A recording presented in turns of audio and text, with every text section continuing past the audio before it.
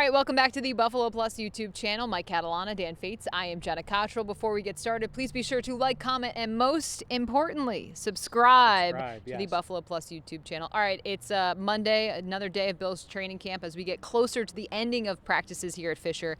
Dan, I want to start with you. The defense today was dominant for this Bills team. Once again, we were watching the first team offense. It was hard to find anything positive to tweet about them, to find some bright spots in what was a bad offensive line that was dominated by Ed Oliver, and we'll get to all the other names. There were balls behind wide receivers. There were passes dropped by wide receivers. There were bad throws. Not a banner day for the offense, a banner day for the defense, which we were standing on the defensive sidelines. Yeah. They were having the most fun they've had all training camp. So much juice, so much energy, Mike, but there was just so many opportunities for them to get excited. Dan hit the key thing. It's the line play at the moment. Now guys are coming back, right? Even Spencer Brown's trying to get more acclimated. Yeah. But when Von Miller's rushing, and then they get Greg Rousseau on that side, and Ed Oliver just walks into the backfield these days. Seriously, he should be playing running back right now. Yeah. He spent so much time back there. But the amount of confidence in this defense. So I'm going to accentuate the positive in this case more than the negative, because when I look at what the offense does, when they're in those circumstances, there are ways to combat some of that you would do in a normal game setting, whether that's running the ball, Josh taking off, which can blow up almost anything you do defensively. They weren't doing that. He was a little frustrated. Yeah, I mean, I'm definitely. not, Josh was, because they were not able to do the things they normally do. Yeah. He had people in his face. Oh, and by the way, Leslie Frazier wasn't backing off. He sent corners, he sent safeties, he sent linebackers. Yeah. Again, they're not touching 17 here, but if this was a game, he'd be getting hit a lot. And Tremaine Edmonds, one of those guys making a splash play. You could see all the guys going up to him on the defensive sideline afterwards, pumped up for him. Obviously, it's practice, one of these things, but encouraging sign when you look at it that way. Yeah, it seemed like the passing game was so poor today that they were like, well, let's just get some positive things by running the ball. And then Edmonds came in and blew up a play in the backfield. So top to bottom, banner day again for the defense. And Mike, I'll say I'm slightly concerned about the offense. If this wasn't an offense that for the last 2 years, Josh Allen has risen to MVP status, right, this may all be blown out of proportion. But we have talked about maybe 2 days the offense have won because the defense has dominated. And this isn't, take that with a grain of salt, this isn't a slouch of a defense. This was the #1 rated defense last year, and they seem to be picking up where they left off. I think so much of it has been that offensive line and just not having that continuity and the consistency. Like you mentioned, Spencer Brown kind of working his way back in those things. But Josh Allen didn't have a whole lot of time today. No, he had no time. I mean, he really didn't. And again, when I say frustration, there was a moment, I think he went over to Sean McDermott. He's not pleased with something. Now, again, we can only tell so much. We see him, and we can tell. I'd be frustrated, too, because the normal things aren't working. Eventually, they got some of the things going. There was some positives, too. I'm looking for these things on the offense. I watched O.J. Howard set the block that he needs to do. If he's going to play and be a regular on this team, that second tight end, he's got to block. That helps the running game. I thought he did a nice job, and you can see when teammates and then coaches come up because they know that's what he's got to do. On the other side, I saw Kaiir Elam set that edge, what he has to do against a run. Not the easiest thing in the world to do for a corner, even though he's got that size. He's got to get out there, get in front of people, and then let somebody else maybe make the play. So you look for those type of things, but Dan's right. The defense has been really good, and the offense, I'm not worried about him. I'm not worried. 0 to 10, is that like a 0 to 10, I'm at like a 3. I was going to say 3 to 4. Yeah. And that's only because, again, you're not play calling, you're not taking advantage of things in a pass game, and Josh Allen really isn't running the ball, which we know, even when the team's struggling, that can blow up a defense. Let's talk. Oh, you have a final point on that? Well, I have the bright spot for me on offense. Well, you got to let me do my job. So let's talk about the bright spot on the offensive side of the ball. A guy's been able to stack a couple of really nice practices. Great question. Thank you. Isaiah Hodgins. I talked about him, I think it was last Friday when I was all by myself with all of my friends. And people You're about to be back there. and all of a sudden everybody's like, oh, it's great to see Isaiah Hodgins stack a couple days. I kind of joked around about the one day Isaiah Hodgins made a catch and everybody went crazy. And I remember looking over to somebody and going, he's stunned he caught the ball. Like that there is a level. Okay? You are a savage. I'm just saying, he caught the ball, and instead of like running it out and celebrating, he had this. I don't know. Josh Allen's. Is that a moped?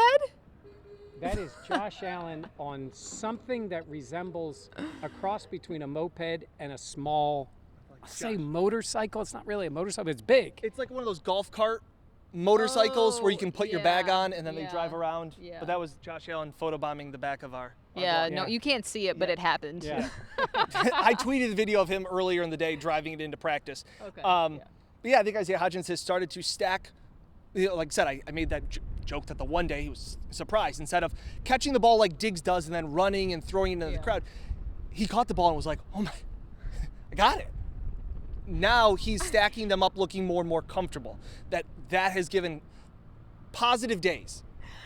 You're sometimes I feel like you're like, what? Like, I get so many hateful comments. And then it's stuff like this where I'm like, you're going to get so many hateful comments. When I made that comment to the other reporters, they all agreed that he looked stunned. He was surprised. On the positive side, Dan is fully in the Gabriel Davis camp now. Yes. I've never been out on the Gabriel Davis camp. Really, you mean the best wide receiver in camp so far? Yes. Yes. Yeah, he he's has been the So best. big of you. I would love to be proven wrong. I'm not sitting out here rooting against Gabe Davis to have a great season. I think that's what some people think that I'm doing. That's not the case at all. He has looked really impressive throughout. He has looked like the guy that the Bills and Bills fans wanna see. hope he is. Jenna, more impressive this week, Gabe Davis, the New York Mets. That's just not nice. Dan has been so salty yes. about his Atlanta Braves. You and Brandon Bean. See, you have that in common. Yeah. The GM not happy with the Braves. Yeah, no, that's okay. It'll come back. Yeah, it's fine. You don't win the World Series in August. Yeah, it's okay. That's it. Yeah, all right. Let's keep going. Okay, positive from today as well. We saw Jordan Poyer out there, did not have a brace on, kind of had like a Sleeve. a stocking, I would say, would the best way to say it, on that left elbow. Seems like he is getting closer. Again, not wearing a brace. I am kind of floored that just with how serious it seemed originally to where we're at now. And again, he's not back on the field, any of those things, but it seems like he's progressing in the way you want to see. You rarely see a player leave the field in as much pain as Jordan Poyer did.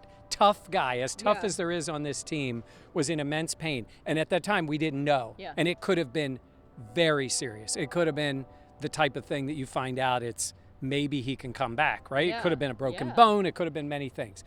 It was a painful thing, but it does appear to be relatively temporary. And I think they're very encouraged.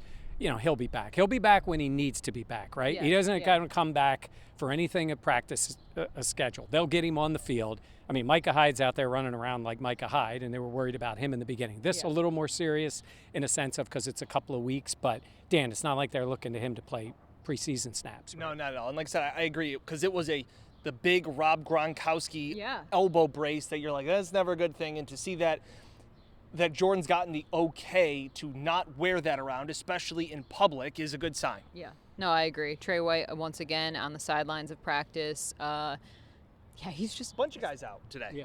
Isaiah McKenzie, Khalil Shakir, Taron Johnson. Again, we've talked about these dog days of camp. We are seeing whether it's slight hitches in their giddy up right now walking around. It just seems like phrase. it's a Wow, good I phrase. love that, It A. is. B, I think it goes to, and Sean McDermott kind of talked about it, those guys are out with soreness. It's being more precautionary, it seems like. Just if it was initially going to be 3 days of rest, maybe 5 to 6. And guys like Taron Johnson, Khalil Shakir have dealt with those injuries. Yeah. So it's a bit of the rehab. They're doing some extra work to stay on the field. They all appear to be fine. I mean, I guess we're going to see. But Yeah. Isaiah McKenzie was riding that bike with a low seat. Oh, my gosh. Looked like one of the players brought their kids to camp with him. Yeah. Yeah. I mean, it did. Come on, it did. It did. He's riding his That bike. gives you a reaction? That's worse than what I said about Isaiah Hodgins. I don't agree with that. No. No. Okay, we're having fun. Yeah. The Bills will be off Yes. coming up. And the last 2 days of camp here at Fisher will be on Wednesday as well as Thursday. Man, it's flown by. Well, preseason starts Saturday, and I'm not expecting they hasn't said anything. Sean won't say anything until Thursday.